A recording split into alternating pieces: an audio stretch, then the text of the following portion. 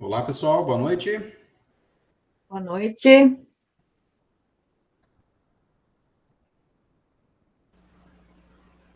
Boa noite, tudo bem? Bem, Sejam bem-vindos.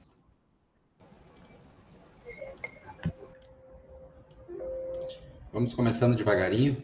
Tive um pequeno retardo técnico, vamos chamar assim, né? No momento que eu liguei meu note para começarmos, resolveu fazer uma atualização aqui que eu não consegui escapar. Então, peço desculpa por esse pequeno atraso e agora conseguiremos aí iniciarmos a nossa aula de hoje, tá? Desejo boas-vindas a todas vocês. Chegamos no nosso quarto encontro da disciplina de Fundamentos da Administração.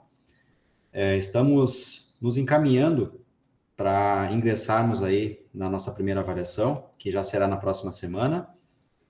E antes de começarmos, de fato, o conteúdo da aula de hoje, eu gostaria de fazer algumas revisões com vocês, né? Revisarmos um pouquinho sobre o que foi trabalhado no nosso último encontro, nos anteriores também.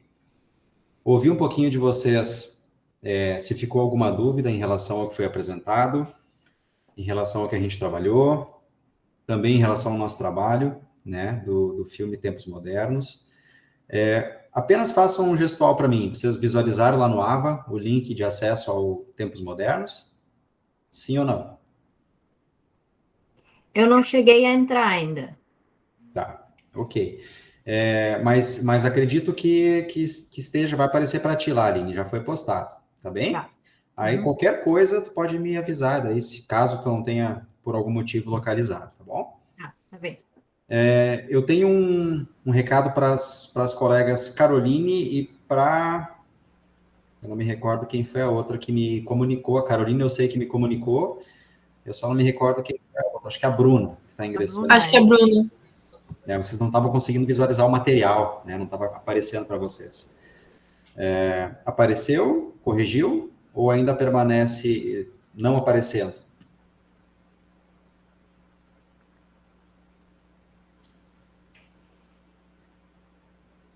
Caroline? Ainda não apareceu para mim.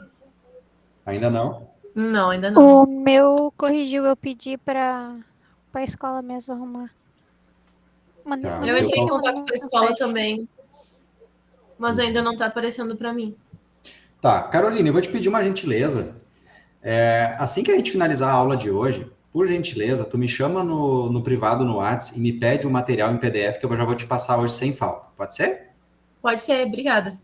Luclécia, pode falar. Eu não estava na aula passada, né? Esse compromisso eu não podia faltar. Então, consegue me mandar o conteúdo em PDF? Também não estou conseguindo acessar. Eu até falei com o colégio, né? Aí ela me explicou de me passar o conteúdo, só que daí ela acabou não me passando. Tá. Você consegue me solicitar isso também assim que nós terminarmos a aula de hoje, Luclécia? Pode ser, da outra aula que eu estava também, que eu tinha pedido, eu acho que também não acabou não me mandando nada. Daí, se eu conseguir me mandar, para me estudar. Claro, com certeza. Vamos providenciar isso o quanto antes para vocês. Bem tranquilo. Bom, gente, na semana passada nós falamos um pouquinho sobre como que será o nosso primeiro e único trabalho avaliativo, né? Nós temos ainda um tempinho até a entrega efetiva desse trabalho, Mas para ti, Leoclésia, que não estava presente, e se porventura tem ficado alguma dúvida sobre esse trabalho, eu vou falar um pouquinho sobre ele novamente, tá bom? O trabalho consiste em vocês assistirem o filme Tempos Modernos, tá? Hoje vamos falar um pouquinho mais sobre ele também, mesmo, embora a gente não tenha tempo hoje para assistirmos juntos, né? Eu postei lá no AVA, vocês devem localizar lá. Tem um link de acesso. Eu fiz questão de postar por lá e não pedir para vocês procurar no YouTube, porque no YouTube tem esse filme em várias versões, né? Ele não é um filme muito extenso, e a versão que eu procuro passar para os meus alunos é a versão editada. Então, uma versão um pouco mais compactada do filme. Como ele é um filme americano, do início do século XX, né? Essa versão que eu postei para vocês, ela já está editada, já está com a legenda certinha, já é uma versão mais compactada. Então, ela transmite para vocês a mesma mensagem que o filme original, né? Porém, vocês não vão precisar ficar aí quase 2 horas assistindo a versão original que passaria a mesma mensagem para vocês que a versão compactada, tá? Esse filme, ele retrata como que era o cenário econômico no pós-revolução industrial. A partir do momento que a revolução industrial passou a fazer parte da vida das pessoas e as empresas, as organizações, elas passaram a crescer e a se desenvolver, né? O cenário econômico ele mudou como um todo. Então, as pessoas, as cidades, a sociedade como um todo, ela teve que se adaptar a essa mudança, né? E o filme ele é estrelado por Charlie Chaplin. Acredito que todos já tenham ouvido falar dele, né? Que foi um ícone aí, não só no cinema, mas um ícone artístico, talvez o maior ícone artístico que nós tivemos no século passado, né? Todos os filmes dele são filmes que fazem algum tipo de crítica a algum assunto, sempre de uma forma muito perfeita ele retrata esses assuntos e ele transmite essas mensagens de uma forma única, né? E no Tempos Modernos não foi diferente. Ele conseguiu fazer a crítica que ele precisava fazer, algumas vertentes, né, da época, e sempre com um ar de humor, sempre com essa questão enfatizando aí o dia a dia, a rotina, né? Mas sempre com um tom de humor, levando humor, trazendo humor para a vida das pessoas, e por isso que ele foi esse artista brilhante, tá? Então, o filme retrata isso, é uma crítica à forma como que a sociedade estava se desenvolvendo na pós-revolução industrial, né? O que eu quero de vocês? O que eu gostaria que vocês retratassem para mim nesse trabalho, tá?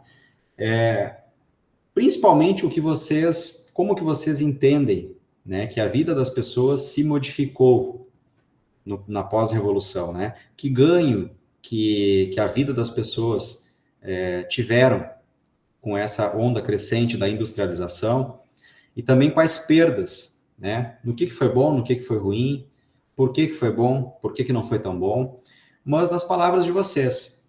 Porque uma vez que vocês que vocês tentem passar isso em palavras, né, fica mais fácil vocês entenderem o conteúdo, vocês transmitirem, me transmitir nas palavras de vocês o que de fato vocês entenderam, para que eu consiga também avaliar se a mensagem foi passada da forma correta, tá? Não precisam se preocupar, vocês não precisam se preocupar em fazer uma apresentação mirabolante, um slide, nada disso eu quero, tá? Se vocês quiserem fazer, se vocês quiserem me entregar bonitinho, com capa, com contracapa, com sumário, fiquem à vontade, mas eu não vou pedir isso, tá? O mais importante é a mensagem que o filme vai passar para vocês e principalmente o que vocês irão captar dessa mensagem, né? Trazendo e associando a esse conteúdo que nós estamos trabalhando aí já no quarto encontro, né? Mais uma vez frisando e também revisando um pouquinho do que nós falamos até hoje. A nossa disciplina de fundamentos da administração, ela é sim uma disciplina bem complexa, não vou negar, né, porque ela tenta trazer para vocês todo o embasamento necessário para que vocês compreendam a razão e o porquê de algumas coisas serem feitas da forma como são feitas, né? Se hoje nós temos aí a complexidade tamanha do jeito que é, de você gerir, de você conduzir um negócio, porque ele tem muitas vertentes, ele tem muitos elementos que precisam ser geridos, né? Nós temos finanças, nós temos a parte comercial, a parte do marketing, nós temos pessoas, a parte de produção, né? Todos aqueles elementos envolvidos também na confecção, na elaboração desse negócio, né? Concorrência, fornecedores, clientes, né? Tudo isso faz e torna qualquer negócio mais complexo possível, né? E nós, gestores, temos aí que entender um pouquinho desses elementos, entendemos o porquê das coisas, como que surgiram, né, essa dinâmica, essas teorias, por que elas foram importantes, e fazendo essa fundamentação, trazendo esses elementos da essência, né, lá do primórdio, a gente compreende de uma forma mais eficaz, tá? Na aula anterior, gente, nós falamos um pouquinho sobre a linha de produção, estão lembrados?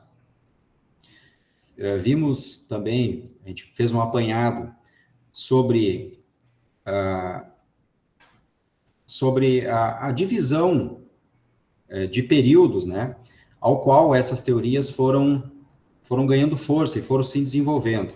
Falamos um pouquinho da administração científica, falamos um pouquinho da administração clássica, né, a teoria das relações humanas, falamos sobre a burocracia, demos uma pincelada sobre a cibernética, e hoje vamos entrar um pouco mais a fundo nessas questões que envolvem a teoria burocrática, a teoria cibernética, falaremos um pouquinho mais para frente também sobre a neoclássica e também sobre a comportamental.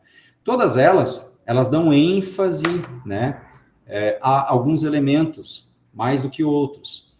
A administração científica, ela tem a ênfase voltada nas tarefas, como que as tarefas se organizam num contexto empresarial, né? Temos como mentor Frederick Taylor e como sucessor Henry Ford, que foi a primeira pessoa a colocar em prática a teoria das tarefas na sua empresa, né? Abordando cada elemento e colocando em prática também pela sua linha de produção, na confecção dos seus automóveis. Depois, um pouco mais para frente, tivemos o Henry Fayol, né, que entrou dando ênfase na parte de administração estrutural, né? A partir de 1916, ele ingressou com a teoria clássica. Elton Mayo já começou a valorização das pessoas, né? Quem faz parte do processo e a importância das pessoas no processo, a partir de 32. E hoje, vamos falar um pouquinho mais sobre a burocracia, cibernética, sistemas, para que a gente consiga manter essa linha temporal e para que a gente entenda aí a evolução no formato temporal de como que as coisas foram se desenvolvendo. Pergunto antes de começarmos e antes de fazermos a chamada também. Alguma dúvida do nosso encontro passado que vocês queiram tirar ou algum complemento que vocês gostariam de fazer? A hora é agora. Tudo certo? Posso perguntar tudo na prova, então. Depois de uma boa lida ainda durante a semana, pode. Tá, ok. Não, gente, se a dúvida não surgir agora, vocês sabem que vocês podem me mandar depois, né? Mas, por favor, peço para vocês, tá? Não fiquem com dúvida. Eu estou aqui para isso, independente da hora, independente do dia, né? Me mandem, vou ficar muito feliz de responder para vocês aí na medida, né, que eu conseguir, porque eu tenho também durante o dia outras atividades, mas sempre dá tempo de pegar aí o celular para responder vocês, mandar um áudio e tal. Vou ficar muito feliz que vocês explanem para mim essas dúvidas que, porventura, possam surgir. Mas não fiquem com dúvida, tá? Muito importante que vocês entendam aí a diferença de cada uma das teorias, por que elas foram importantes, como que cada mentor desenvolveu essa teoria e por que ela é estudada até hoje pela sua importância, né? E pela sua colocação industrial, né? E empresarial, tá? As organizações, elas não se desenvolveram à toa. Elas, ao longo dos anos, elas foram se atualizando e se modificando também baseado nessas teorias, também baseado na forma como essas teorias foram acrescidas e foram se atualizando ao longo dos anos, né? E por isso que esses mentores foram importantes e desenvolveram aí essa importância também, cada um na sua área, cada um do seu jeito. Vamos fazer rapidamente a chamada, gente, para que nós possamos aí começar de fato o nosso encontro de hoje. Estou louco para passar esse conteúdo para vocês e para que a gente chegue hoje no final do nosso quarto encontro e para que vocês entendam de fato, né, um pouquinho mais sobre o que será passado hoje, que vai ser bem importante também para na semana que vem vocês fazerem a primeira prova de vocês. Tá bom? Vamos começar com a chamada, então. Deixa eu só abrir meu arquivo rapidamente. Peço para que, Bruna, se você pudesse gentilmente abrir sua câmera, só para eu registrar a tua chamada, eu te agradeço, tá bom? Isso, perfeito. Bruna Saquete. Aqui. Bruna. Obrigado, Bruna. Caroline Vidziolek. Eu. Tá ali, obrigado, Caroline. Leoclécia. Perfeito, obrigado. Paula. Tudo bem, Paula?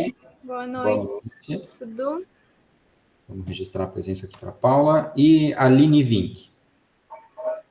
Aqui. A Aline também. Beleza, gente. Cumpridas, então, essas determinações de chamada, vamos ingressar hoje, então, no nosso conteúdo aí do nosso quarto encontro. E vocês, por gentileza, me avisem se vocês estão visualizando aí o material, tá bom? Chegou? Sim. Sim? Sim. Vou pedir um minutinho só para eu conectar aqui o meu carregador. Como hoje foi um pouco atípico, que eu tive minha atualização para fazer aqui, eu acabei não conectando o meu carregador do Note. Não quero correr o risco de deixar vocês na mão no meio da nossa aula. Um minutinho só.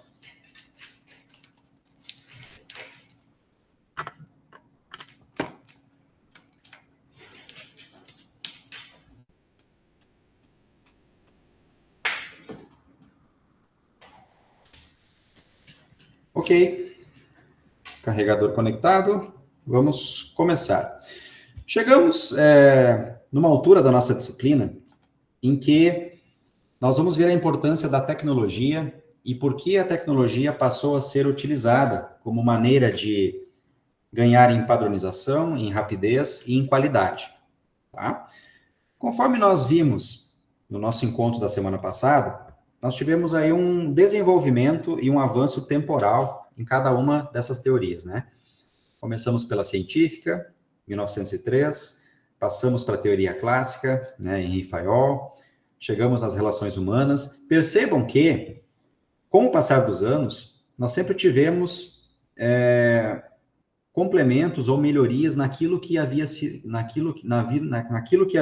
praticado, né? Uma vez que nós tínhamos ênfase nas tarefas, a preocupação dos gestores, né, lá no início, no pós-revolução industrial, era se ter uma linha de produção, era se ter uma produção, melhor dizendo, que atendesse às demandas crescentes do momento, do mercado, mas sem muita preocupação com o bem-estar e com a satisfação daquelas pessoas que estavam envolvidas no processo, né? Os colaboradores que faziam parte do processo.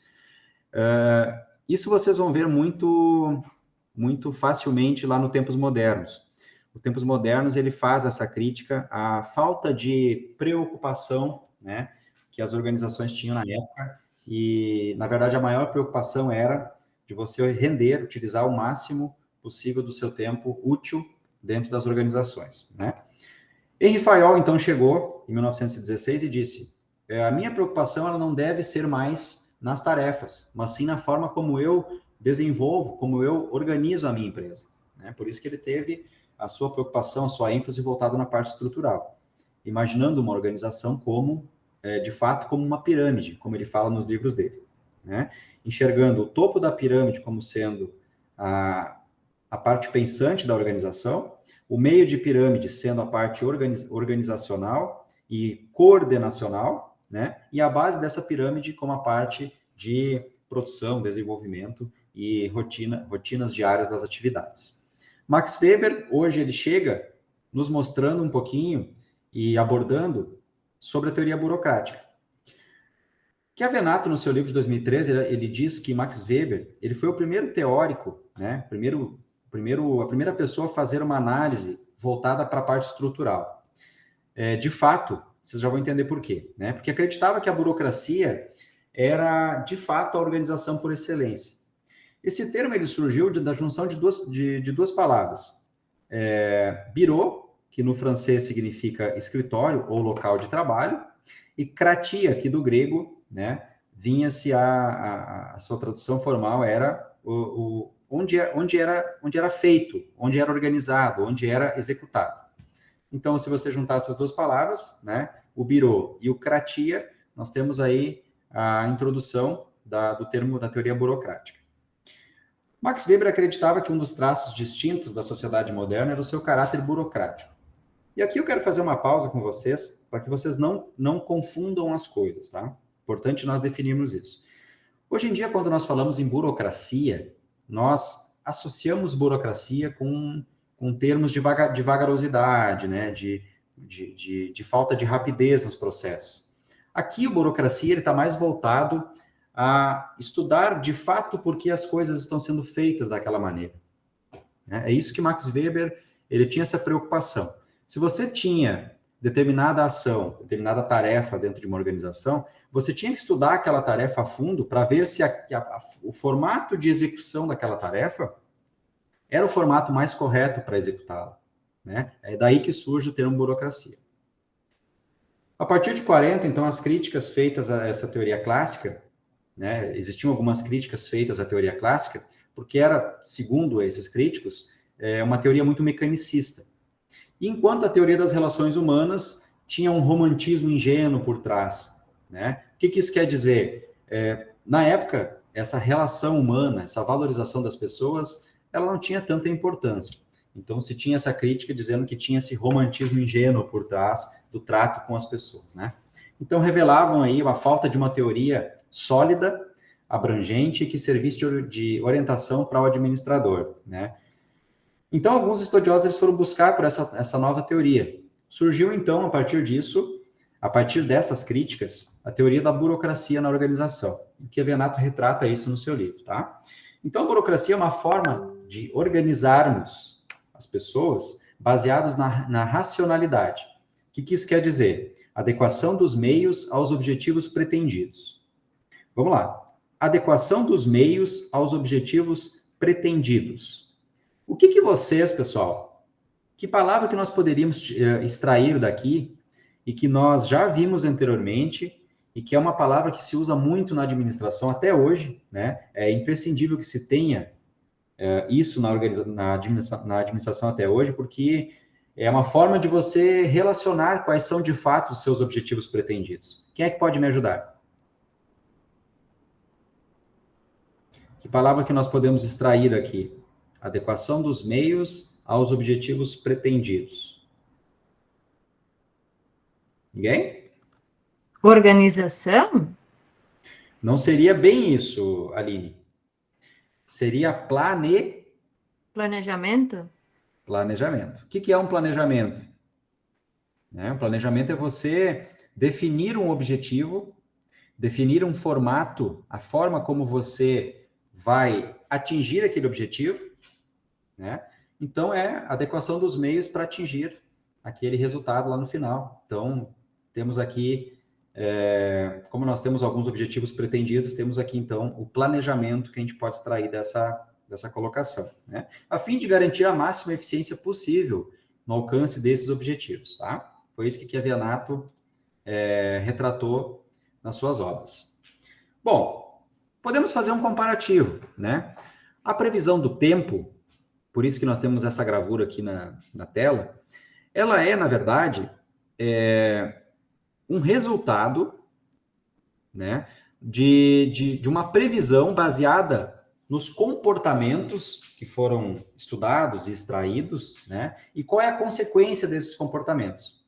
Então, quando a gente fala em burocracia, a gente lembra em processos lentos e rígidos, como eu falava para vocês, né, que atrasam muito o andamento das tarefas. E era justamente isso, né, que preocupavam os administradores da época. Tinha-se uma preocupação em garantir a máxima eficiência nos processos em fazer com que as empresas fossem lucrativas e tivessem os seus resultados atingidos, mas também tinha-se uma preocupação de como organizar isso para ter a máxima eficiência, né, nos objetivos para alcançar esses resultados.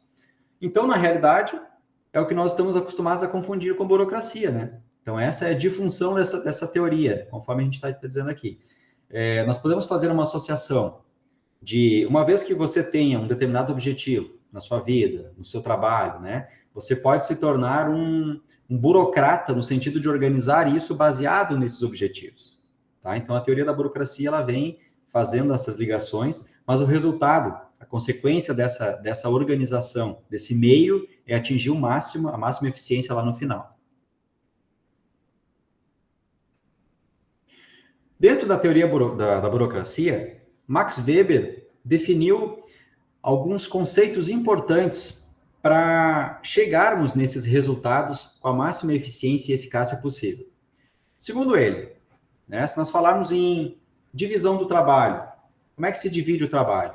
Se divide o trabalho com funções bem definidas, com tarefas simples e tarefas rotineiras. Segundo ele, uma vez que um determinado colaborador, né, tenha bem definida qual é a sua tarefa, tenha de preferência aí retratado num diário, né, no manual de função da sua tarefa, com tarefas simples, para que ele entenda, para que ele possa ter treinamento na sua tarefa, ele vai desempenhar a sua tarefa da melhor maneira possível. Max Weber também pregava a questão da impessoalidade. O que isso quer dizer? Os membros dessa organização, ele tem direitos e deveres definidos por regras aplicados de forma uniforme a todos, de acordo com cargo e função.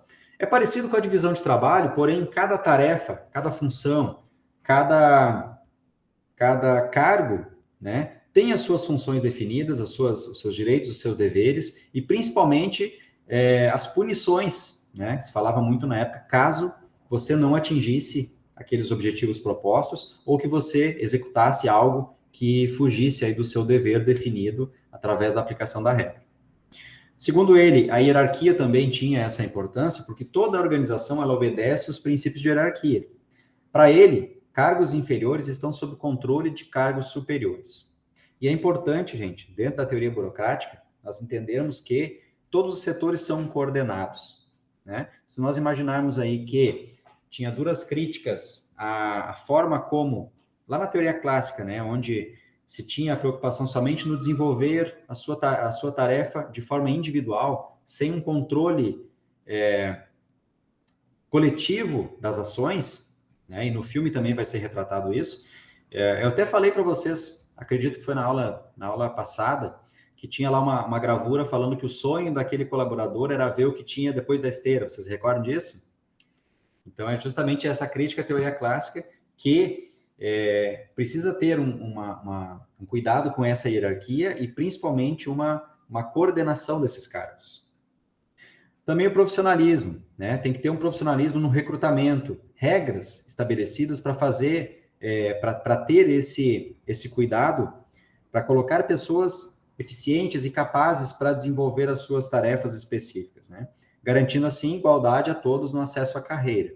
Ele tinha essa preocupação também em fazer com que, se o colaborador executasse o seu trabalho, né, a sua função, de maneira que atendesse às exigências da organização e tivesse aí, que se destacasse pelo seu trabalho, ele tinha o seu direito garantido a acesso a outros cargos, que ele pudesse se destacar também passando a cargos superiores na questão hierárquica da empresa.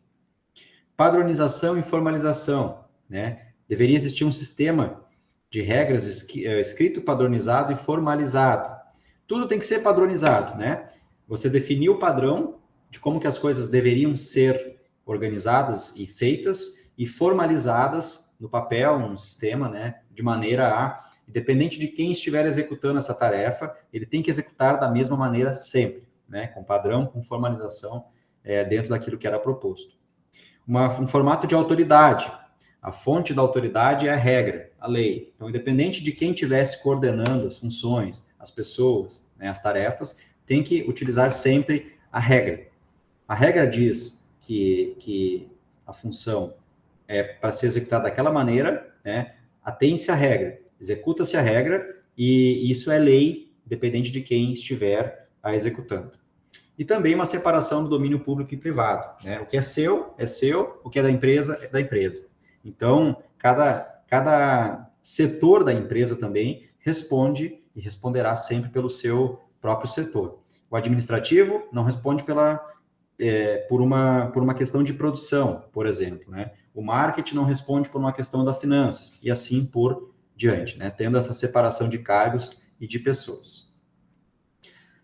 Tudo ok até aqui, gente?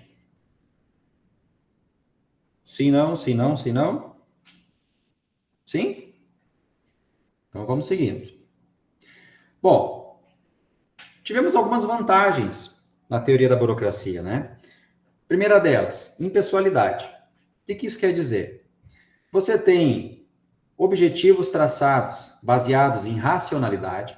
O que isso quer dizer? Né? Você tem que ter uma ideia do seu tamanho e do que você conseguiria e conseguirá atingir com a sua estrutura, né? Não adianta você, dentro do seu planejamento, dentro dos seus objetivos, você não ser racional de onde você quer chegar, né? É claro que você pode sonhar em um dia ser líder de mercado e ser a maior empresa do setor, tal, mas dentro de um formato de racionalidade, a gente tem que ir pouco a pouco e traçando essas metas também com racionalidade, também enxergando passo a passo do que a empresa é capaz, né? Para que não tenhamos aí um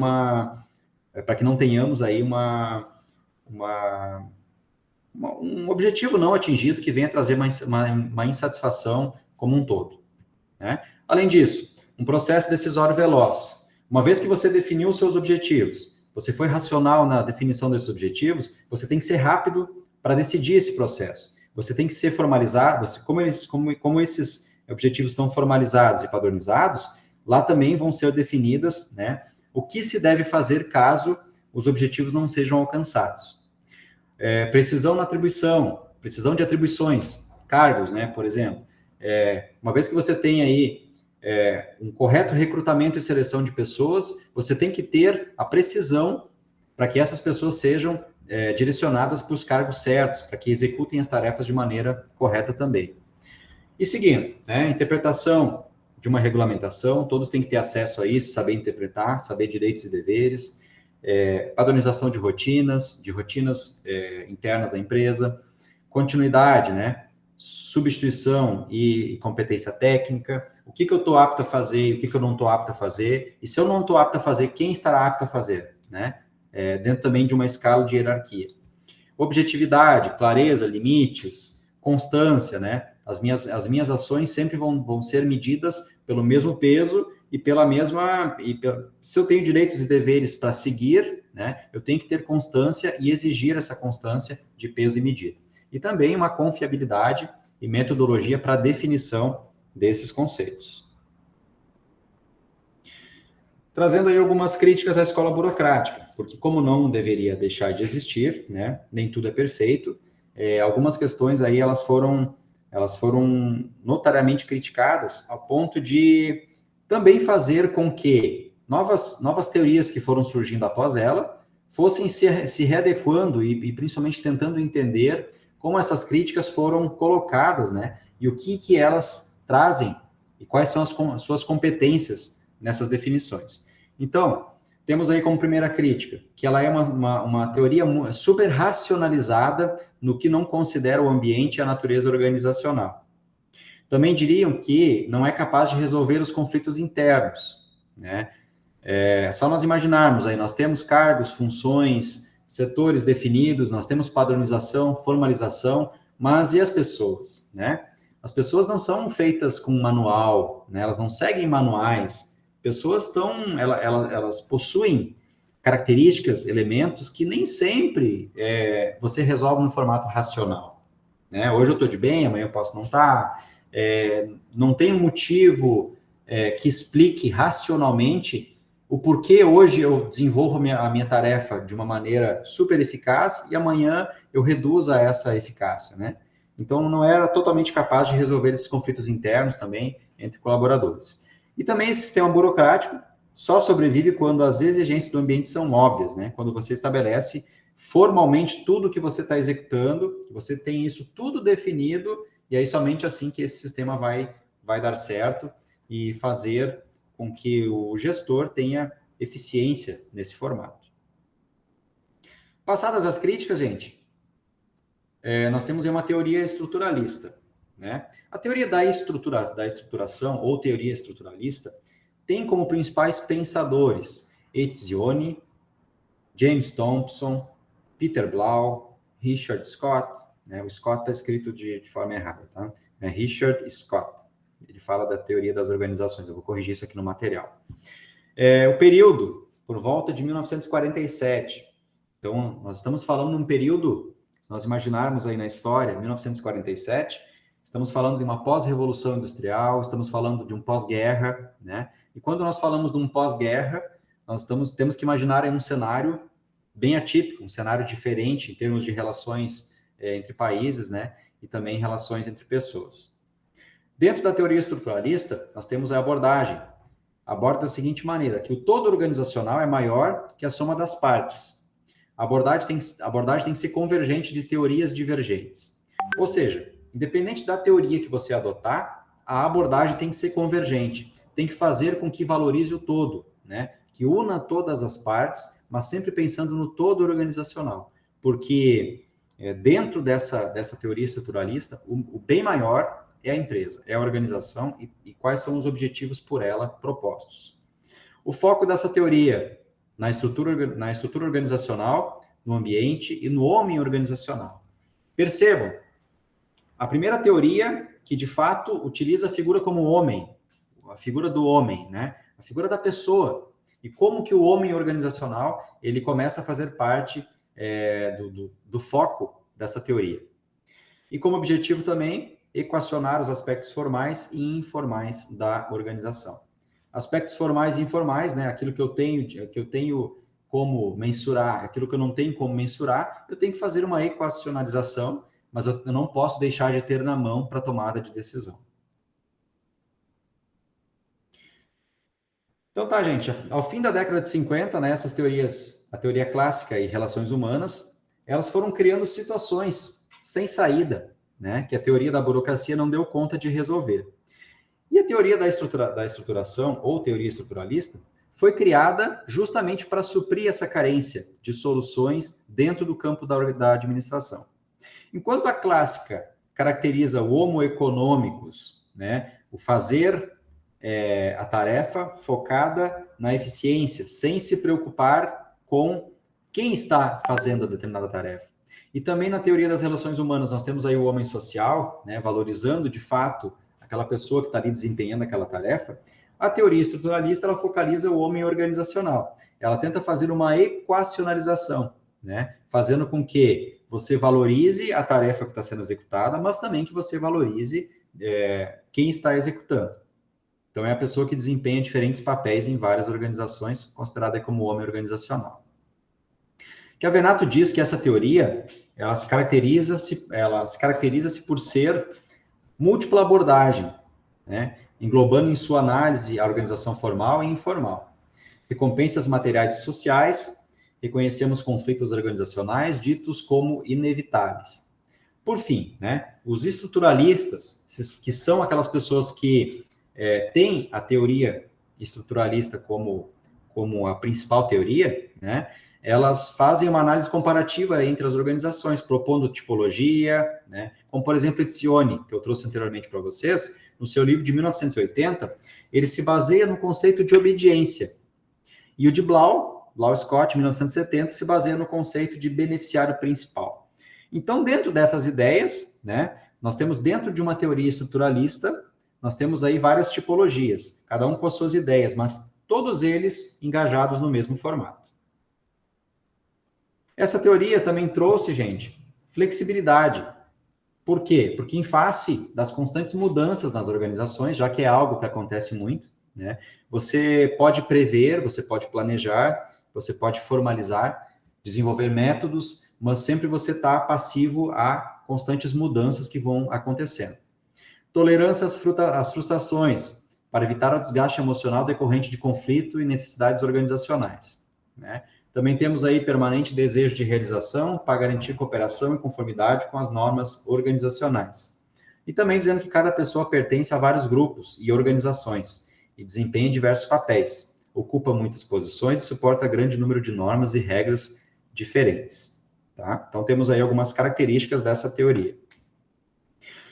Agora, falamos de teoria estruturalista, né, as suas tipologias, os seus principais mentores, vimos as suas características, suas críticas, né?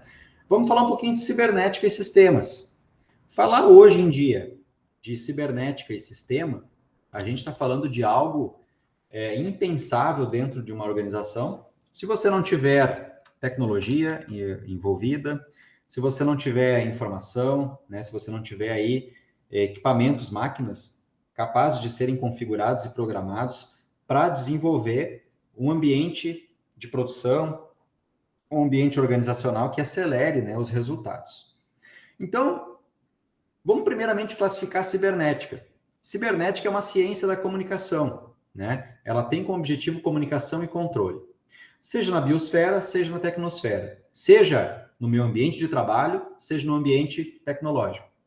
Então, a comunicação é o que torna esses sistemas integrados e coerentes, né? Eles precisam ter uma coerência nessa comunicação. E o controle é o que regula o seu comportamento.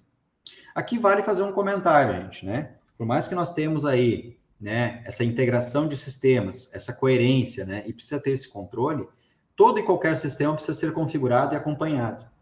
Então, aí, o porquê do avanço dessas teorias e por que a teoria cibernética ela aparece, né, coincidentemente ou não, após aí uma teoria de relações humanas, né, e as pessoas, elas são importantes também no campo cibernético e também no campo de sistemas, porque são elas que desenvolvem essas teorias e que configuram e analisam, né, as métricas desses resultados. A cibernética também é uma ciência interdisciplinar que envolve sistemas de organização, de processamento de informação e de controle. Também podemos dizer que é uma ciência que auxilia a compreensão de outras ciências, né? Por que não? Quem disse isso foi Dalberto Chiavenato.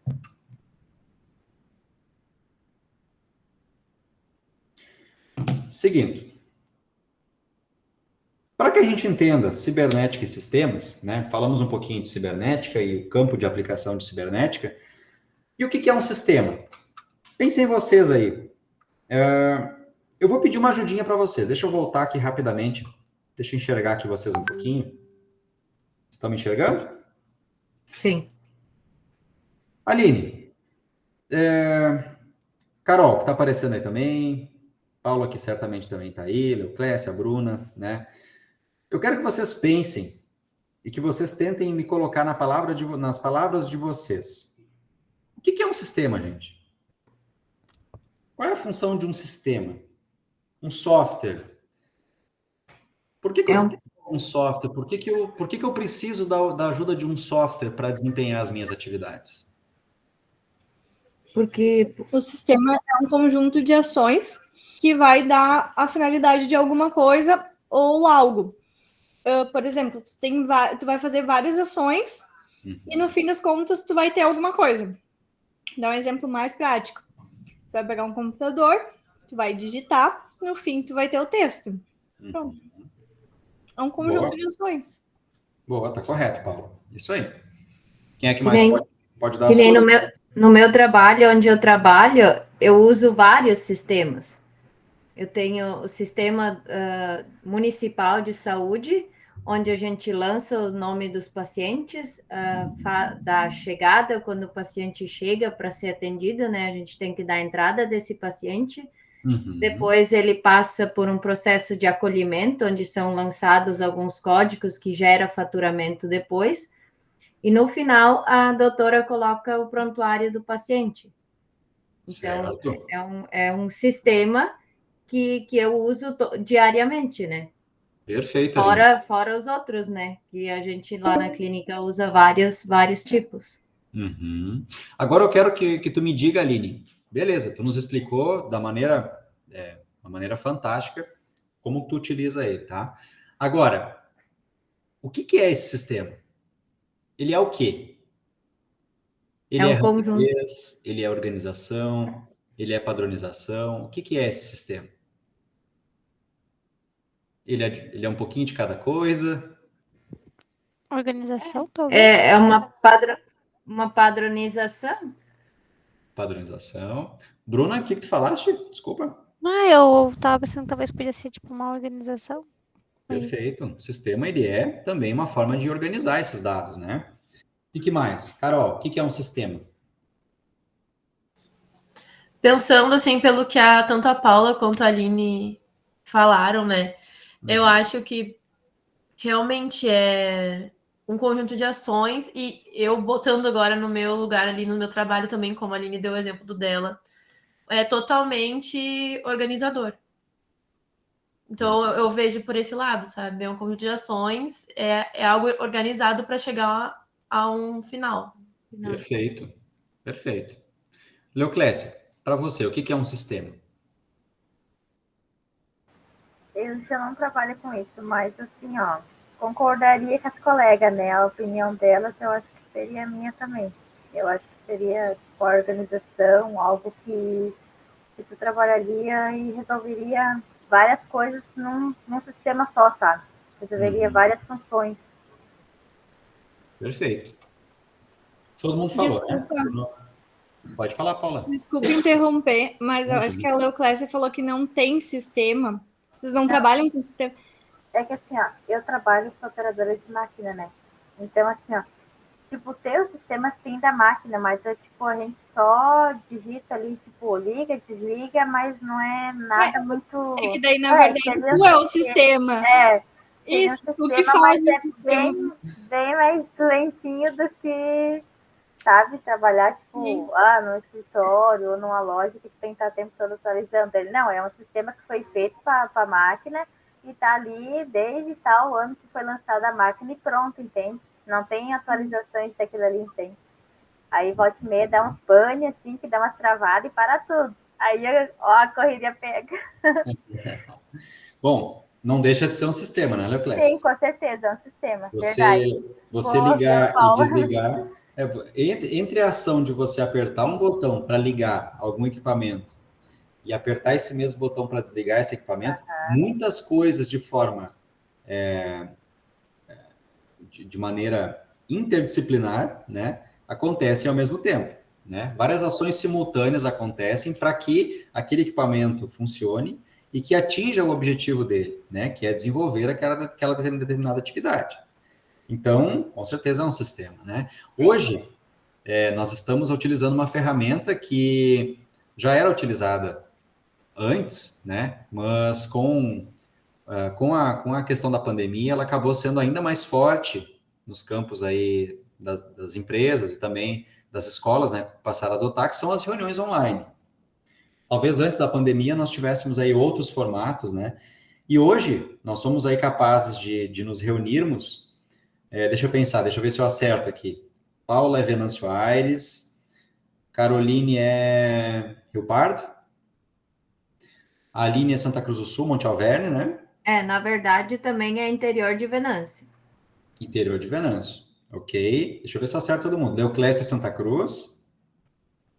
E Bruna também é Santa Cruz, né, Bruna? Bom, se eu não me engano... Desculpa, Bruna? Não, falei que tá certo. Ah, perfeito. Bom, esse sistema, né, esse formato de sistema, ele nos proporciona uma conexão simultânea, mesmo cada um estando, né, em uma localidade diferente. Percebam, gente, as principais aí características e principalmente os ganhos que os sistemas nos trazem, né? Eles nos trazem alguns ganhos importantes. Através da utilização dos sistemas, nós conseguimos reunir em uma mesma plataforma dados e informações que vão nos ajudar na tomada de decisão. Através de um sistema, a gente consegue reunir, né, numa mesma plataforma, no mesmo equipamento, uma facilitação num formato, né, que nem disse a Leoclésia, eu aperto um botão, né? Ao apertar esse botão, muitas coisas acontecem em formato simultâneo que vai fazer com que o trabalho da Leoclésia seja facilitado, que não vai depender da Leoclésia executar todas essas ações. O sistema faz isso para ela, né? Através desse equipamento. Então, percebam os ganhos que a teoria cibernética de sistemas trouxeram para dentro das empresas. Né? Nós temos aí ganho em tempo, ganho em qualidade, porque nós temos aí uma padronização dentro disso que é feito, né? Uma vez que você tem aí um equipamento fazendo para você sempre a mesma ação, né? É claro que o equipamento ele pode passar por processos aí que dependem de uma manutenção, um ajuste, né? Mas ele vai ter um formato padrão que vai me auxiliar nessa atividade, de modo a ter mais previsibilidade daquilo que eu estou fazendo, de tempo, de características, né? Se nós tivéssemos hoje aí formatos artesanais, como eram antigamente, né? Nós estávamos aí propensos a, dentro dos nossos objetivos, a termos esses desvios, né? Esses desvios padrões aí porque nem sempre nós teríamos os resultados esperados. Então, os sistemas, eles trazem esses ganhos para nós, né? Para que a gente possa reunir, ganhar em rapidez, ganhar em padronização, ganhar em leitura de dados, mas sempre nos auxiliando na tomada de decisão, né? Ou na execução de determinada atividade. Dentro disso que nós falamos, alguém tem algum complemento do que vocês acreditam ser um sistema? Ou será que falamos aí as principais e mais importantes características? Acho que é isso, né? Todos concordam? Sim. Sim? Sim, aham. Perfeito. Então, com o advindo, melhor dizendo, dos sistemas, que são conjuntos de partes que têm inter-relação, né? Porque elas se colaboram, essas partes se colaboram e se direcionam ao mesmo objetivo. Então, quer dizer que todas essas áreas do conhecimento, elas possuem características e leis independentes de áreas onde elas se encontram, né? Para o mesmo objetivo específico. O enfoque sistêmico, então, ele passou a ver a empresa como um sistema aberto. Ou seja, está sempre nessa integração, né? Comunicação com o ambiente interno e com o ambiente externo que a envolve. O que é o ambiente interno mesmo, gente? Prof. Oi? Acho que não voltou a compartilhar. Não, mas foi de propósito, Paulo. Ah, então tá.